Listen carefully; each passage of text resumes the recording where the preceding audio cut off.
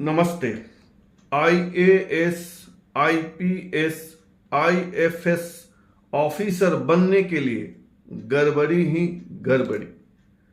कभी एनसीएल यानी non creamy layer certificate में गड़बड़ी, कभी EWS economically weaker section certificate में गड़बड़ी, कभी विकलांगता सर्टिफिकेट में गड़बड़ी, तो कहीं जाति में गड़बड़ी। गड़बड़ियां ही गड़बड़ियां। और इन गड़बड़ियों की भीड़ से एक कहानी निकाल लाया हूं कि कैसे ईडब्ल्यूएस सर्टिफिकेट के नाम पर गड़बड़ी होती है।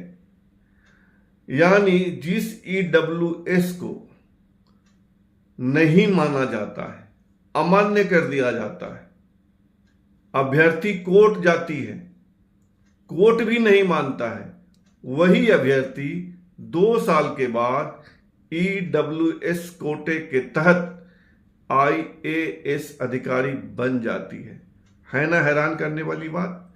बने रहिए, आपको बताता हूं कि वह अभ्यर्थी कौन है और ऐसा उसने कैसे किया, यह कमाल कैसे हुआ, जाइएगा नहीं। इससे पहले ईडब्ल्यूएस में गड़बड़ी करने वाली उस अभ्यर्थी की कहानी बताऊं, आप यह जान लीजिए कि फर्जी आईएएस पूजा खेरकर के मामले ने तूल पकड़ लिया है। एक तरफ यूपीएससी के चेयरमैन मनोज सोनी को इस्तीफा देना पड़ा है, तो दूसरी ओर इस मामले में पॉलिटिकल एंट्री भी हो गई है। कांग्रेस की नेता प्रियंका गांधी वाड्रा ने कहा है कि इस तरह की खबरें परेशान करने वाली है। अभ्यर्थी बहुत परिश्रम करते हैं और ऐसे में जब इस तरह की खबरें आती है तो उनका मनोबल टूटता है। अखिलेश यादव ने कहा है कि सिर्फ चेयरमैन के इस्तीफे से बात नहीं बनेगी, जांच करके जिम्मेवारी फिक्स करनी होगी कि किसके कारण इस तरह की गड़बड़ियां हो रही हैं और उसे सख्त से सख्त सजा देने की आवश्यकता है। तो यह तो साबित है कि यूपीएससी में गड़बड़ी होती है, ईडब्ल्यूएस में, एनसीएल में, विकलांगता सर्टिफिकेट में, और इन गड़बड़ियों के बीच ईडब्ल्यूएस में गड़बड़ी की एक कहानी सामने लेकर आया। बड़ी मजेदार कहानी है, सुनिए बहुत ही ध्यान से। यह कहानी है उत्तराखंड कैडर की आईएएस अधिकारी आसिमा गोयल की।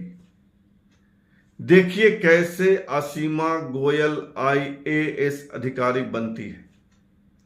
आसिमा गोयल के ईडब्ल्यूएस सर्टिफिकेट यानी इकोनॉमिकली वीकर सेक्शन सर्टिफिकेट को डीओपीटी यानी department of personal and training सही नहीं मानता है। आसिमा गोयल के चयन पर रोक लगा दी जाती है।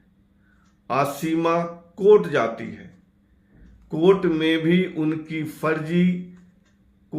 भी उनकी फरियाद नहीं सुनी जाती है। आसिमा को झटका लगता है, लेकिन वही आसिमा 2 साल बाद ईडब्ल्यूएस के तहत ही आईएएस अधिकारी बन जाती है। कैसे हुआ यह खेल, समझिए। 2019 में आसिमा गोयल को अच्छी रैंक मिली, 65वें रैंक पर आई, लेकिन डीओपीटी ने उसके ईडब्ल्यूएस सर्टिफिकेट को अमान्य कर दिया।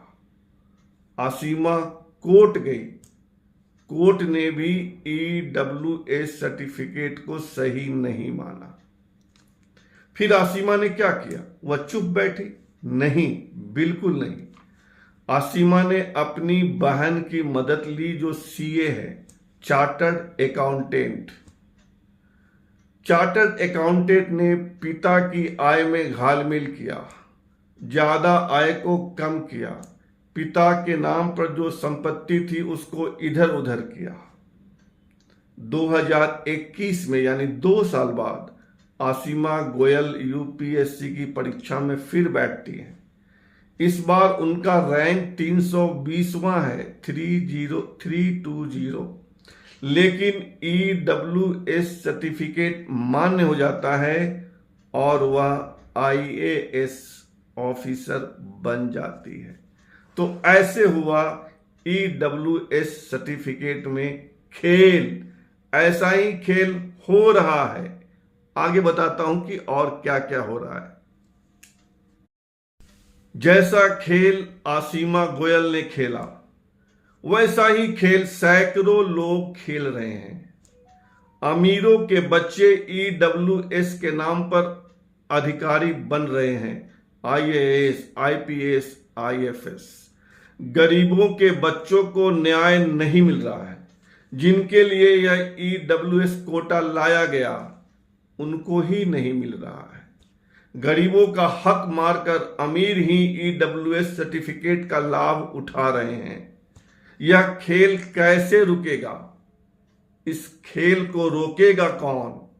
यह चिंता का विषय है। आप भी सोचिए, मैं तो सोच ही रहा हूं।